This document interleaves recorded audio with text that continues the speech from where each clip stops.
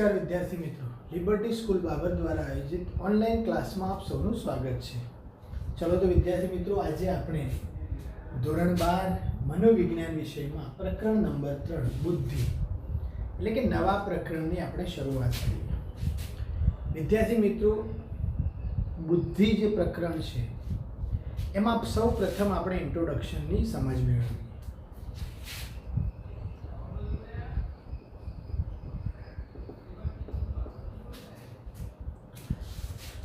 પૃથ્વી ઉપર વસવાટ કરતા આખી આ જીવ સૃષ્ટિમાં સૌથી ઉત્તમ અગર કોઈ પ્રાણી હોય, સજીવ હોય, એટલે કે સર્વશ્રેષ્ઠ અગર કોઈ હોય તો મનુષ્ય છે, એટલે કે આપણે બધા છીએ।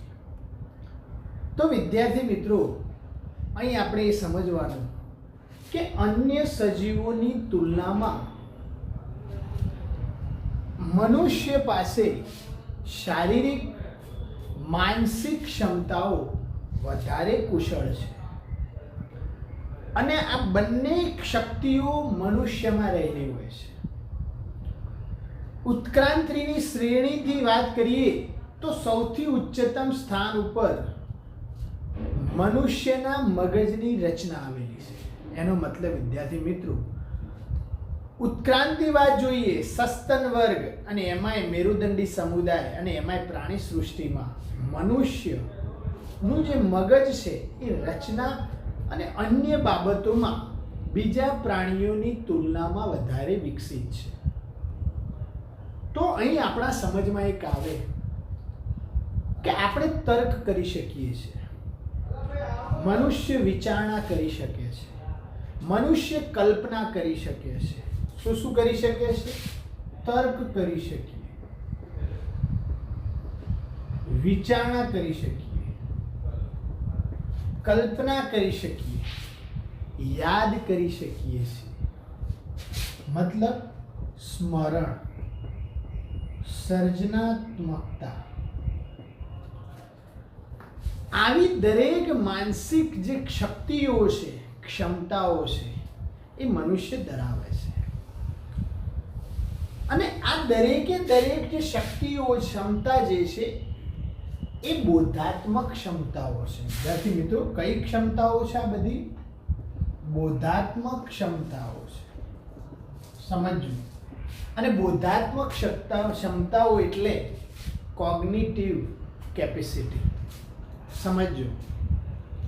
મનુષ્ય પાસે રહેલ વિવિધ પ્રકારની જે માનસિક ક્ષમતાઓમાં સૌથી આગવું સ્થાન અગર કોઈ શક્તિ ધરાવે છે, આ બધા કરતા મહત્વની જો કોઈ બૌદ્ધિક ક્ષમતા હોય તો એ કઈ છે વિદ્યાર્થી મિત્રો? બુદ્ધિ। એ કઈ છે? બુદ્ધિ। તો સામાન્ય રીતે આપણે બુદ્ધિને અક્કલ પણ કહીએ છીએ। શું કહીએ છીએ? બુદ્ધિને અક્કલ કહીએ છીએ। હવે આવું આપણે આ પ્રકારનો શબ્દ સાંભળ્યો છે। અથવા તો ડાહપણ કહીએ છીએ। કેવો કહીએ છીએ? ડાહપણ। અથવા તો ચતુર એટલે કે ચાતુર્ય કહીએ છીએ। અથવા કયો? ચાતુર્ય। અક્કલ, ડાહપણ અથવા ચાતુર્ય। અથવા તો મતિ કહીએ છીએ। શું કહીએ છીએ? મતિ।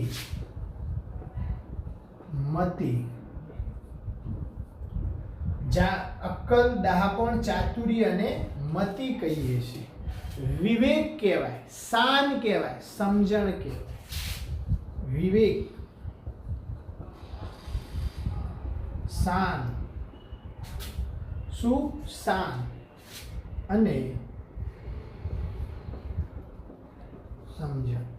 તો વિદ્યાર્થી મિત્રો, અક્કલ, ડાહપણ, ચાતુર્ય,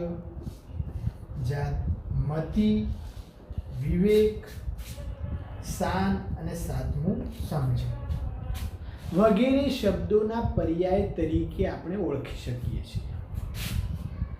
આપણી આજુબાજુનો જે રોજિંદી વ્યવહાર ચાલતા હોય છે, આપણે રોજબરોજની જે વાતચીતો કરતા હોઈએ છીએ, એમાં આપણે આવા શબ્દોનો ઉપયોગ કરીએ છીએ કે શાનપણ છે, આના બહુ ડાપણ છે, બહુ બુદ્ધિશાળી છે, બહુ સમજણવાળો વ્યક્તિ છે, બહુ અક્કલ ભરેલી છે, આ બહુ ચાતુર્ય માણસ છે, તો વિદ્યાર્થી મિત્રો, આપણે આવા શબ્દોનો ઉપયોગ કરીએ છીએ, પણ હકીકતમાં આપણે વાત તો એક જ શબ્દની કરીએ છીએ.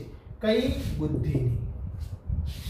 એટલે કે મગજમાં વિકસિત રહેલી તમામે તમામ માનસિક પ્રક્રિયાઓમાં સૌથી અગત્યની જે છે એ કઈ પ્રક્રિયા છે? બુદ્ધિ છે. તો વિદ્યાર્થી મિત્રો, બુદ્ધિ એક જટિલ માનસિક પ્રક્રિયા છે. બુદ્ધિ કેવી છે? એક જટિલ માનસિક પ્રક્રિયા છે. કેવી છે? જટિલ માનસિક પ્રક્રિયા છે. અને વ્યવહારિક રીતે આપણા અંદર બિહેવિયરને લોકો સામે રજૂ કરવાની એક સમજ આપે છે. મતલબ બુદ્ધિથી તમે તમારા વર્તનને બતાવી શકો છો. બુદ્ધિથી તમે લોકો સામે તમારી પર્સનાલિટી બતાવી શકો છો. તમારી રોજિંદી ક્રિયાઓ તમે બુદ્ધિ દ્વારા કરી શકો છો. ઉદાહરણ તરીકે, બ્રશ તમે તમારી બુદ્ધિથી કરો છો. તમે શરીરને સાફ રાખો છો, તમારા બુદ્ધિથી કરો છો. તમે કપડાં સારા પહેરો છો, યોગ્ય રીતે પહેરવાની સમજ જે છે એ બુદ્ધિના લીધે છે. તમે દિવસ યાદ રાખો છો, તમે તારીખ યાદ રાખો છો, તમે વાર યાદ રાખો છો, તમે તહેવારોની તમને સમજ હોય છે. સામાજિક સંબંધો તમે જે સાચવો છો, સંબંધ મુજબ તમે વ્યવહાર કરો છો. ભાઈ છે તો ભાઈ જેવો વ્યવહાર, બેન છે તો બેન જેવો વ્યવહાર, માતા પિતા છે તો માતા પિતા જેવો વ્યવહાર, ગુરુઓ સામે ગુરુનો જે વ્યવહાર છે, એ દરેક પ્રકારના લોકો સામે તમારો વ્યવહાર, કોઈ ખરાબ વ્યક્તિ હોય તો તમે એવો વ્યવહાર રજૂ કરો છો, કોઈ સારી વ્યક્તિ હોય તો તમે સારો વ્યવહાર રજૂ કરો છો. સાથે સાથે સંબંધ મુજબ દરેક વ્યક્તિ સાથે, પ્રાણી સાથે તમારો વ્યવહાર. રમત ગમતમાં તમે ભાગ લો છો, રમત ગમતને તમારી બૌદ્ધિક કળાથી તમે રમો છો. સ્પર્ધામાં તમે તમારી અભિવ્યક્તિ રજૂ કરો છો.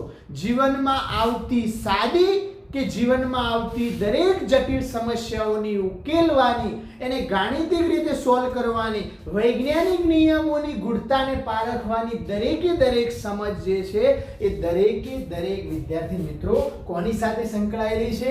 આ બુદ્ધિ સાથે સંકળાયેલી છે. આ તમામ બાબત પરથી તમે સમજી શકો છો કે બુદ્ધિ એ મનુષ્યના શારીરિક, માનસિક, આવેગિક, સામાજિક, રાજનૈતિક, વૈજ્ઞાનિક આ વગેરે, એટલે કે આ તમામે તમામ સંબંધ સાથે, એના વર્તન સાથે સંકળાયેલી છે. બુદ્ધિ શારીરિક સાથે સંકળાયેલી છે, બુદ્ધિ માનસિક પ્રક્રિયા સાથે સંકળાયેલી છે, બુદ્ધિ આવેગિક સાથે સંકળાયેલી છે, બુદ્ધિ સમાજ સાથે સંકળાયેલી છે, બુદ્ધિ રાજનૈતિક સાથે સંકળાયેલી છે, બુદ્ધિ વૈજ્ઞાનિક સાથે. તો વિદ્યાર્થી મિત્રો, આ તમામ બાબત પરથી આપણે સમજી શકીએ છીએ કે બુદ્ધિ કેટલી અગત્યની છે. અને જેના અંદર બુદ્ધિ નથી હોતી એને આપણે પાગલ કહીએ છીએ, જેને આપણે બેવકૂફ કહીએ છીએ. તો તમે સમજી શકો છો એની કોઈ ઇજ્જત નથી, એની સમાજમાં કોઈ વેલ્યુએશન નથી, એક જ વસ્તુના કારણે, બુદ્ધિના કારણે. તો વિદ્યાર્થી મિત્રો, વ્યક્તિમાં રહેલ બુદ્ધિ ક્ષમતાનું માપન કરવા માટે મનોવિજ્ઞાનમાં, મનો મતલબ કે આપણા આ વિષયમાં આજે આપણે પ્રકરણ નંબર 3 જે સમજીએ છીએ, એ પ્રકરણ નંબર 3 આપણને મનોવિજ્ઞાનમાં બુદ્ધિના માપન કરવા માટે અનેક કસોટીઓની રચનાઓ કરવામાં આવી છે. અને આવી દરેક કસોટીને બુદ્ધિ કસોટીઓ તરીકે ઓળખવામાં આવે છે. તો વિદ્યાર્થી મિત્રો, બુદ્ધિ કસોટીઓના પ્રાપ્તાંકોને, એટલે કે એના જે મૂલ્ય આવે છે, એ મૂલ્યના આધારે વ્યક્તિ કેટલી બુદ્ધિ ક્ષમતા ધરાવે છે તે જાણી શકાય છે. તમે શબ્દ સાંભળ્યો હશે, આઈક્યુ. દરેક વ્યક્તિનો આઈક્યુ અલગ અલગ છે. ઇન્ટેલિજન્ટ કોશન્ટ, અને શું કહેવાય છે? Intelligent quotient. અને ઇન્ટેલિજન્સ એટલે શું? બુદ્ધિ. તો ઇન્ટેલિજન્સ શબ્દ પરથી અને કોશન્ટ એટલે કે બુદ્ધિ, આંક રજૂ કરવામાં આવે છે. વૈશ્વિક સ્તરે દુનિયામાં બુદ્ધિ ક્ષમતાને આધારે અતિમંદ બુદ્ધિ, મંદ બુદ્ધિ, સામાન્ય બુદ્ધિ કે પછી પ્રતિભા સંપન્ન બુદ્ધિ ક્ષમતાના વર્ગીકરણ વૈજ્ઞાનિક રીતે કરવામાં આવે છે. તમને સમજાવી દો વિદ્યાર્થી મિત્રો કે જે પણ વૈજ્ઞાનિકો છે જેમણે આ સૃષ્ટિ ઉપર અલગ અલગ વસ્તુઓની શોધ કરી, ઉદાહરણ તરીકે બલ્બની શોધ કરી, ઉદાહરણ તરીકે ન્યૂટન ગુરુત્વાકર્ષણની શોધ કરી, ગેલિલિયો વિદ્યાર્થી મિત્રો, આવા આ સિદ્ધાંતો આપવાવાળા જે પણ લોકો થઈ ગયા, જેને અત્યાર સુધી આપણે સ્ટડી કરી રહ્યા છીએ, એમના નિયમોને અનુસરી રહી છે આખી દુનિયા, આ સંસાર, એવા તમામે તમામ લોકોનો બુદ્ધિ આંક કેવો હતો? ઊંચો. અને એ બધા પ્રતિભા સંપન્ન બુદ્ધિ ક્ષમતાના આંકમાં આવે છે. મતલબ એમનો આઈક્યુ પાવર 100%થી કેવો હતો? વધારે હતો. આનાથી કેવો હતો? વધારે હતો. તો વિદ્યાર્થી મિત્રો, આ બુદ્ધિ ક્ષમતાને આધારે અતિમંદ વ્યક્તિ કેવી છે, મંદ કેવી છે, સામાન્ય કેવી છે, આ તમામે તમામ ક્ષમતાને આપણે વર્ગીકરણ દ્વારા વૈજ્ઞાનિક પદ્ધતિથી કરી શકીએ છીએ. તો વિદ્યાર્થી મિત્રો, ઇન્ટ્રોડક્શન પૂરું થાય છે. હવે આપણે સૌ પ્રથમ વ્યાખ્યાઓને સમજી લઈએ. વ્યાખ્યા સમજવાથી આપણને એની સમજ આવી જશે, પણ જુદા જુદા વૈજ્ઞાનિકોએ શું કહેવા માંગે છે, જુદી જુદી વ્યાખ્યાઓ આપણને આપી છે. તો બુદ્ધિની વ્યાખ્યા અને સ્વરૂપ. બુદ્ધિની વ્યાખ્યા અને સ્વરૂપ, અહીંથી આપણો ટોપિક શરૂ થાય છે આ પ્રકરણ. તો બુદ્ધિ શું છે તેની વધુ ક્લિયરતા એટલે કે સ્પષ્ટતા મેળવવા માટે આપણે એના વ્યાખ્યાઓને એના સ્વરૂપને સમજવું. તો બુદ્ધિની વ્યાખ્યાઓ, ડેફિનિશન ઓફ ઇન્ટેલિજન્સ. જુદા જુદા દ્રષ્ટિકોણને આધારે મનોવૈજ્ઞાનિકોએ બુદ્ધિને વ્યાખ્યાયિત કરવાનો શું કર્યો? પ્રયાસ કર્યો છે. તો 1879માં જર્મન મનોવૈજ્ઞાનિક, જર્મન મનોવૈજ્ઞાનિક, કઈ સાલમાં? 1879. એબિંગહોસે વ્યક્તિ વચ્ચે રહેલી ભિન્નતાને આધારે બુદ્ધિની વ્યાખ્યાઓ આપવાનો સૌપ્રથમ પ્રયાસ કર્યો. મતલબ સૌપ્રથમ વ્યાખ્યા આપવાનો પ્રયાસ કોણ કર્યો? 1879માં એબિંગહોસે કર્યો. કોણે કર્યો? એબિંગહોસ નામના. કોના અંદર? જુદી જુદી વ્યક્તિઓમાં ભિન્નતાને આધારે બુદ્ધિ કેવી હોય છે? જુદી જુદી હોય છે. એટલે કે બુદ્ધિ શબ્દ સંસ્કૃત ભાષાના બુદ્ધ ધાતુ પરથી ઉતરી આવેલો શબ્દ છે. સંસ્કૃત ભાષાના કયા? બુદ્ધ ધાતુ પરથી ઉતરી આવેલ છે. વિદ્યાર્થી મિત્રો, બુદ્ધ એટલે શું? બુદ્ધ એટલે સમજવું, જ્ઞાન પામવું. આ મુજબ બુદ્ધિ એટલે સમજણ કે જ્ઞાન પ્રાપ્ત કરવાની સમજા છે. બુદ્ધ એટલે શું? સમજવું કે જ્ઞાન પ્રાપ્ત કરવું. અને આના આધારે શું કીધું કે બુદ્ધિ એટલે શું? સમજણ.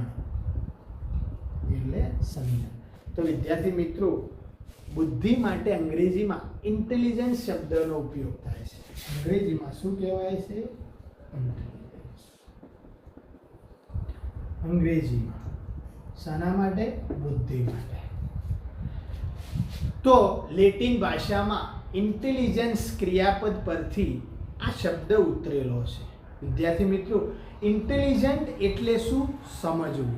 અને બુદ્ધિ એટલે સમજ શક્તિ. અને બુદ્ધિની વ્યાખ્યા જે છે એ ઇન્ટેલિજન્સના શબ્દ પરથી એની વ્યાખ્યા જુદા જુદા વૈજ્ઞાનિકો જુદી જુદી આપી છે. તો આપણે વ્યાખ્યાઓ બધાનો મિનિંગ એકનો એક હોય, પણ દરેકની વ્યાખ્યા અલગ અલગ હોય, જુદા જુદા વૈજ્ઞાનિક. તો બુદ્ધિ એટલે વસ્તુને જાણવાની ચિત્તની આકલન કે પછી સમજ શક્તિ. તો ગુજરાતી જોડણી કોષ 2008 પ્રમાણે બુદ્ધિ એટલે શું? વસ્તુને જાણવાની ચિત્તની આકલન કે પછી એનું સમજ. તો સૌ પ્રથમ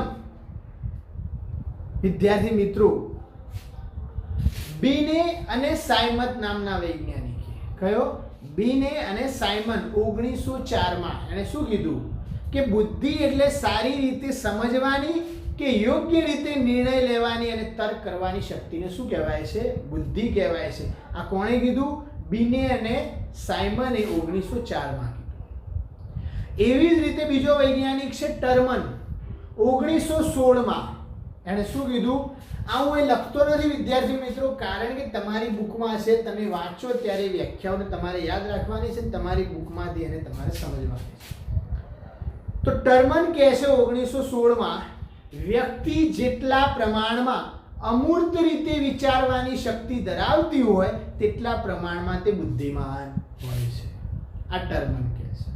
એવી જ રીતે વેક્સલર નામના મનોવૈજ્ઞાનિક 1939 માં એ કહેવા માંગે છે બુદ્ધિ એટલે વ્યક્તિની એવી સમગ્રલક્ષી શક્તિ, બુદ્ધિ એટલે વ્યક્તિની એવી સંપૂર્ણલક્ષી એટલે કે સમગ્રલક્ષી શક્તિ કે જેને લીધે તે ધ્યેયપૂર્વક કાર્ય કરી શકે, તાર્કિક રીતે વિચારી શકે અને પર્યાવરણ સાથે અસરકારક રીતે વ્યવહાર કરી શકે. અને શું કહેવાય? બુદ્ધિ. એવી જ રીતે વિદ્યાર્થી મિત્રો ગાર્ડનર નામના મનોવૈજ્ઞાનિક 1986 માં, હમણાં જ વધારે સમય નથી થયો, એણે કીધું બુદ્ધિ એટલે એક કે વધારે સાંસ્કૃતિક પરિવેશોમાં મહત્વની ગણાતી સમસ્યાઓને ઉકેલવાની કે મૂલ્યવાન વસ્તુઓનું નિર્માણ કરવાની શક્તિ એને કે અથવા તો એ કુશળતાને શું કહેવાય છે? બુદ્ધિ કહેવાય છે. એવી જ રીતે વિદ્યાર્થી મિત્રો સ્ટર્નબર્ગ નામના મનોવૈજ્ઞાનિકે 1997 માં એણે લેટેસ્ટ જે વ્યાખ્યા આપી એ કહી છે બુદ્ધિ એટલે પર્યાવરણના કોઈ પણ સંદર્ભમાં અનુકૂલન કરવા માટે અથવા તો ગાઢ રીતે એટલે કે ગાઢ રીતે આપવા માટે અથવા તો તેને પસંદ કરવા માટે જરૂરી માનસિક શક્તિઓને શું કહેવાય છે? બુદ્ધિ કહેવાય છે. અને છેલ્લે જેપી દાસ ઇન્ડિયન મનોવૈજ્ઞાનિક 2004 માં એમણે કીધું કે બુદ્ધિ એટલે તમામ બૌદ્ધિક અથવા બોધન પ્રક્રિયાનો સરવાળો છે, જેમાં આયોજન, માહિતીનું સંકેતોમાં અંકન, ધ્યાન વગેરેનો સમાવેશ થાય છે. તો વિદ્યાર્થી મિત્રો જુદા જુદા વૈજ્ઞાનિકોએ બુદ્ધિને જુદી જુદી પરિભાષામાં રજૂ કરી, પરંતુ બધાનો કહેવાનો ભાવાર્થ એક જ હતો. દરેકનું મૂલ્યાંકન એક જ તરફ જતું હતું કે બુદ્ધિ એ જ્ઞાન પ્રાપ્ત કરવું એટલે કે સમજણ મેળવવી, શક્તિ, સમજવાની શક્તિ. છેલ્લે આ એક શબ્દ સાથે કહી શકીએ તો વિદ્યાર્થી મિત્રો આપણે બુદ્ધિનું સ્વરૂપ નેક્સ્ટ લેક્ચરમાં સમજવાની કોશિશ કરીશું અને બુદ્ધિના સ્વરૂપમાં 5 મુદ્દાઓને આપણે સમજીશું. Nature of intelligence. તો આજનું આ લેક્ચરને આપણે પૂરું કરીએ છીએ. Thank you.